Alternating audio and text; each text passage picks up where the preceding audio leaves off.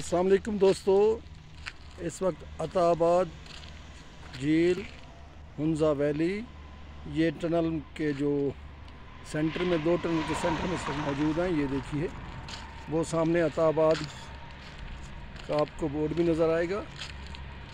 ये